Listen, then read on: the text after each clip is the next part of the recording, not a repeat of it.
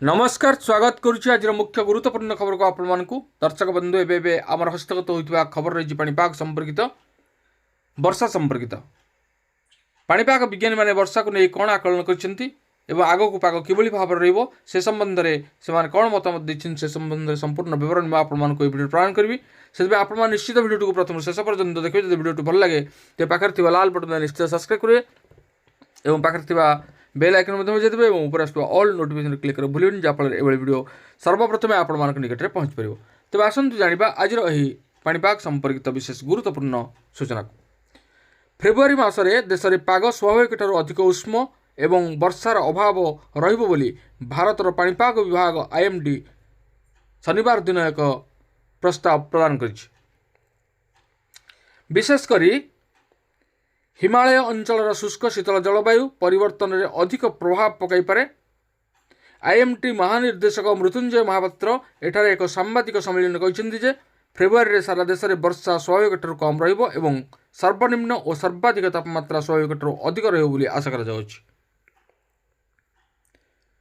से कहते गहम एवं ज परी फसल गुड़िक समय पूर्वर पाचिबार समस्यार सम्मुखीन हो पारती जहाँफल कांडरे दाना तैयारी हेब नाही एवं दाना हालुका होइजिबो एवं अमल ह्रास पाइब। महापात्र कहते जे फेब्रुआरी रे मासिक वर्षा उत्तर पश्चिम भारत में स्वाभाविक ठारू कम हेब बोली आशा करा जाउछि। से कहते डिसेम्बर एवं जानुआरी रे अधिकांश समय पश्चिम बाधा नथिबारु पश्चिम हिमालय अंचल में शीतकालीन पाग शुष्क होइतिला जोंठारे जानुआरी 20 पर ही तुषारपात होइतिला। समय सहित पश्चिम हिमालय में वर्षा ह्रास परिलक्षित होइछि जहां आईएमडी एवं अन्यान्य प्रतिष्ठान द्वारा अध्ययन में जलवायु परिवर्तन पर दायी करा जायछि।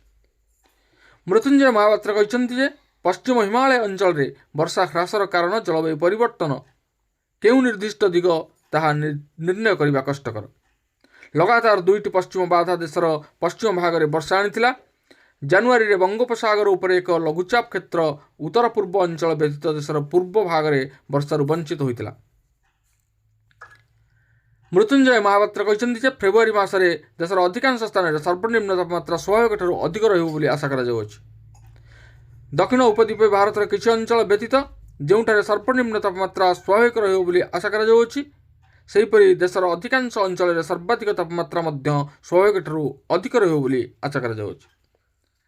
हेले मध्य भारत एवं दक्षिण उपद्वीप भारतर किछि दूरवर्ती अंचल में सर्वाधिक तापमात्रा स्वाभाविक रहिबो बोली से कहछन्ति।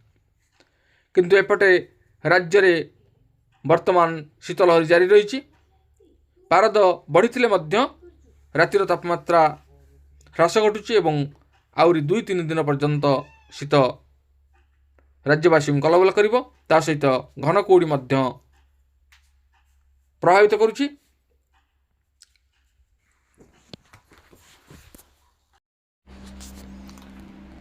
एपटे राज्य को पुणी फेर शीत किछि दिन व्यवधान पर पुणी शीत अनुभूत हो पारे। आसंता 3 दिन भितर रातिर तापमात्रा 2 ରୁ 3 डिग्री सेल्सियस कमी पारे।